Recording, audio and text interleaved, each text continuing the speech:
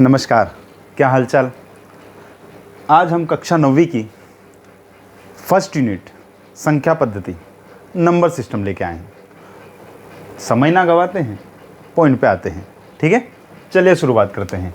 पहला प्रश्न क्या दिया है, देखो मैं मेरी तरफ से पूरा प्रयास करूंगा आपको समझाने का, बाकी जो आप समझे। ज़रा सोल्व करते हैं।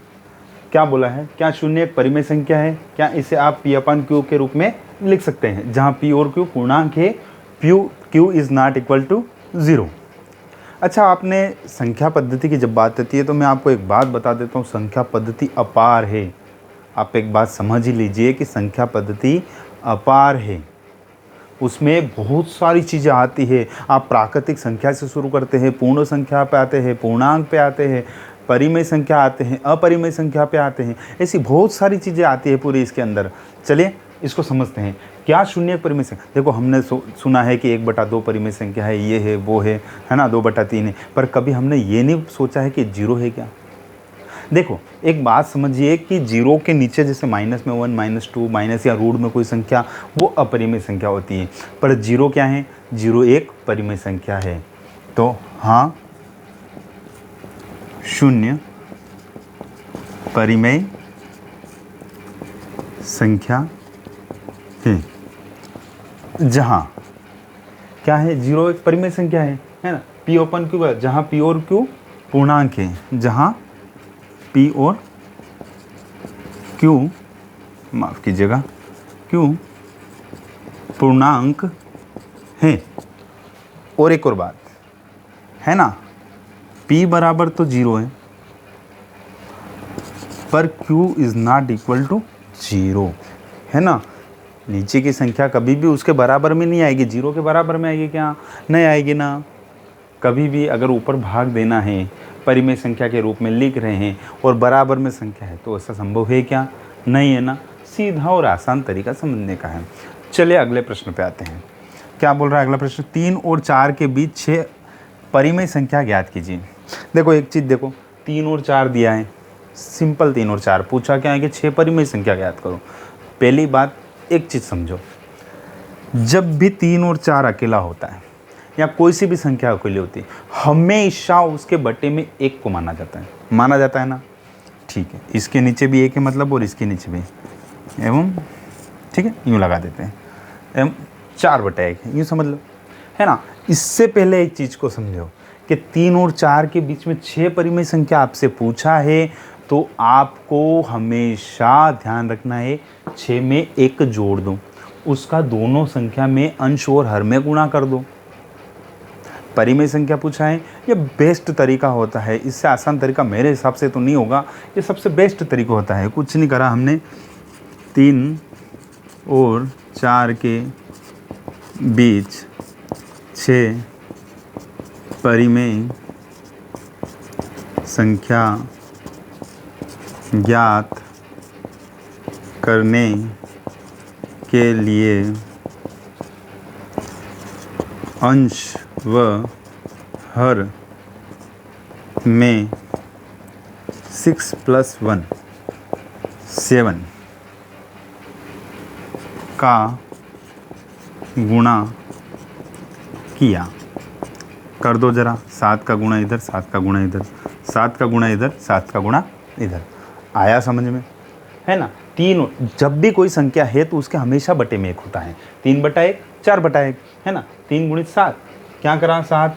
6 से परिमेय संख्या पूछी, हम 6 + 1 लेके चलेंगे, मतलब 7 का गुणा अंश और हर में करेंगे, कुछ भी नहीं। ये करा, 3 से तो 21, 7 एकम 7 एवं 4 से तो 28। क्या, चलो भैया ये 2 आ गए। अब ये है क्या, हमें क्या पूछा था?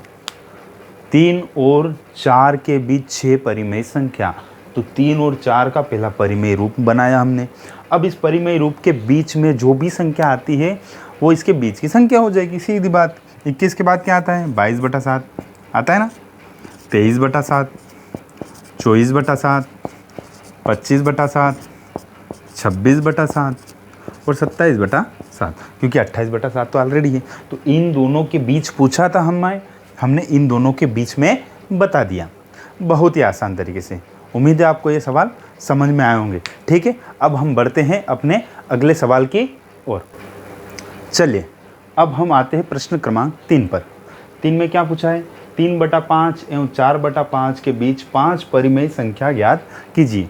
आप एक बात समझिए, पिछला सवाल जो हमने करा था प्रश्न क्रमांक 2, उसमें क्या बोला था, 3 और 4 के बीच उनको परिमेय रूप में दिया भी नहीं था। ये तो अपने लिए और सरल है, इनको परिमेय रूप में दिया है।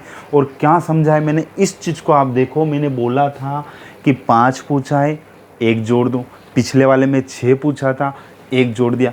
ऐसा ही तो चलना है, करना क्या है, बस वही लिख दो। 3/5 यहाँ ज़रा सोल डालो, है ना, 3/5 एवं 4/5 के बीच 5 परिमेय संख्या के लिए अंश व हर में 5+1 या 6 से गुणा करने पर। आया समझ में यहाँ तक? क्या करा, दोनों अंश 3/5 गुणित 6, ठीक, एवं क्या करा 4/5 गुणित 6 आया समझ में यहाँ तक? क्या करा, इसमें भी 6 का ऊपर नीचे अंश और ऊपर का अंश नीचे का हर, है ना, ऊपर का अंश नीचे का हर, दोनों तरफ 6 का हमने गुणा कर दिया और कुछ भी नहीं करा आगे दादा। सीधे क्या आया, 3 छंग 18, 5 छंग 30 एवं इधर क्या आया जरा देखो जरा, 6 चौक 24, 5 छंग 30। हमें 2 संख्या मिल गई, सबसे छोटी सबसे बड़ी। अब इन दोनों के बीच में हमें संख्या लिखनी है। कितना सरल है, 18 है 19 से चलो 19/30, है ना, ये 20/30, 21/30, 22/30 और 23, थोड़ा सा 23/30। 1 2 3 4 5 आगे लिख देना अभिष्ट संख्या, अभिष्ट संख्या। और ये लाइन पूरी, इसके बाद ये वाली लाइन लिख देना, है ना, इसके बाद ये लिखना है अभिष्ट संख्या। क्या आया, 18 आया सबसे कम, है ना, उससे 19 चले, 19 से 20, 20 से 21, 21 से 22, 22 से 23 चले। ठीक है, इसको ज़रा मिटाते हैं अब, है ना, इसको हटा दूँ क्योंकि पीछे नीचे 3 क्वेश्चन है, 3 क्वेश्चन को पूरा डिटेल से समझाना पड़ेगा।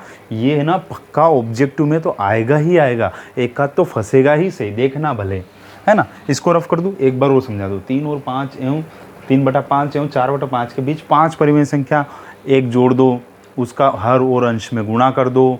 ठीक है, जो आएगा ना अपने पास 2 संख्या प्राप्त हो जाएगी, बस उसके बीच की संख्या लिखनी है, बहुत सरल रूप है। ठीक है, चलो इसको अब रफ कर देते हैं ना। चलो ज़रा इसको हटाते हैं।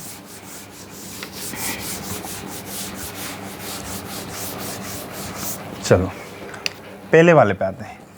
क्या बोल रहा है प्रश्न क्रमांक 4 को देखो जरा। नीचे दिए गए कथन सत्य है या असत्य, ट्रू एंड फॉल्स होता है ना, ट्रू एंड फॉल्स दिया है ना। नीचे दिए गए कथन सत्य है या असत्य, कारण के साथ अपना उत्तर लिखिए। ऐसा ही नहीं कि सही है ना गलत लिख दिया, उसमें कारण भी बताना पड़ेगा। चलो पहले देखो जरा, इसको देखते हैं। प्रत्येक प्राकृत संख्या एक पूर्ण संख्या होती है। एक बात बताओ मेरे को, प्राकृत संख्या क्या होती है? आप सब जानते हैं ना कि प्राकृत संख्या जो 1 से प्रारंभ होती है, 1 से प्रारंभ होकर अनंत तक जाती है, अनंत तक जाती है, वो प्राकृत संख्या होती है। और पूर्ण संख्या क्या होती है? जो 0 से प्रारंभ होकर अनंत तक जाती है। मतलब सभी प्राकृत संख्या 0 से पूर्ण संख्या के अंदर आ गया ना। पूर्ण संख्या क्या है? ये प्राकृत संख्या के लिए, ये क्या है? प्राकृत संख्या है ना। और ये पूर्ण संख्या के लिए। तो प्राकृत संख्या 1 से प्रारंभ होकर इन्फिनिटी तक जा रही है और पूर्ण संख्या 0 से प्रारंभ हो रही है और इन्फिनिटी, मतलब सभी प्राकृत संख्या पूर्ण संख्या के अंतर आ गया ना। तो ये सही हुआ ना? हुआ ना सही? ठीक है, कुछ नहीं, सीधे डालो, सत्य है, सत्य है। सभी प्राकृत संख्या पूर्ण संख्या के अंतर्गत आती है। हो गया ना? चलो, आया समझ में? अब दूसरे वाले पे चलते हैं। ज़रा दूसरा वाला क्या बोल रहा है कि प्रत्येक पूर्णांक एवं पूर्ण संख्या होती है। प्रत्येक पूर्णांक एक पूर्ण संख्या होती है। पूर्णांक, पूर्ण संख्या, दादा अब ये क्या है? आपको एक बात बताऊं, अभी जस्ट समझाया था कि पूर्ण संख्या क्या है? 0 से प्रारंभ होकर अनंत तक जाने वाली संख्या पूर्ण संख्या है। आपको अभी समझाया ना मैं, पर पूर्णांक नहीं समझाया। देखो, अगर आपने 7वीं और 8वीं की बुक पढ़ी होगी, जब मैथ्स करी होगी, तब प्राकृत संख्या, पूर्ण संख्या, पूर्णांक संख्या समझा। पूर्णांक संख्या मतलब सभी संख्या आ जाती है। -1, -2, -10, 20 से लेकर 0 से लेकर अनंत तक जितनी संख्या जाओगे ना, सभी आ जाएगी उसके बीच, कुछ भी नहीं। ठीक है? तो सीधी बात है कि सभी प्रत्येक पूर्णांक आता है क्या? पूर्ण संख्या तो 0 से प्रारंभ हो रही, और पूर्णांक तो माइनस में भी है, पर 0 से नीचे होती ही नहीं ना संख्या, इसलिए क्या होगा? असत्य होगा। असत्य, असत्य, असत्य। क्योंकि -2 पूर्णांक है, पूर्णांक है -2, पर पूर्ण संख्या है क्या? नहीं है ना। परंतु पूर्ण संख्या नहीं है। देखो भैया, बहुत मेहनत लगती है। आपको एक सब्सक्राइब करने में क्या जा रहा है, वो तो आप कर ही सकते हैं, है ना? तो वीडियो अच्छा लगे तो लाइक करना और चैनल को सब्सक्राइब जरूर करना, है ना? ठीक है, चलो आगे बढ़ते हैं, है ना? यहाँ हो गया असत्य है, क्योंकि -2 पूर्णांक तो है, परंतु पूर्ण संख्या नहीं है ना? अब आते हैं तीसरा सवाल। तीसरा पॉइंट क्या बोला? प्रत्येक परिमेय संख्या क्या है? पूर्ण संख्या है। अच्छा, परिमेय संख्या बटे में होती है ना? पूर्ण संख्या होती है क्या बटे में? नहीं होती है ना? नहीं होती है ना? बिल्कुल सीधी बात, कुछ भी नहीं हो रही क्या बटे में? नहीं हो रही ना? तो सीधी बात ना, देर क्यों कर रहे हो? इतना सोचना ही, ज़्यादा डीप में जाओगे डूब जाओगे। ठीक है, तो ज़्यादा मत सोचो। असत्य, असत्य। ठीक है, क्योंकि 1/2 परिमेय संख्या है, परंतु पूर्ण संख्या नहीं। ठीक है, आपको पूरा जो प्रश्न वाली 1.1 है, पूरी आपको समझा दी है। जो मेरे से हो सका मैंने प्रयास करा है। कोई त्रुटि हो सकती है, ऐसा होगा तो मैं सुधारने का भी प्रयास करूँगा। वीडियो अगर आपको अच्छा लगे तो लाइक कीजिएगा और चैनल को सब्सक्राइब करके जाइए। ठीक है, जय श्री।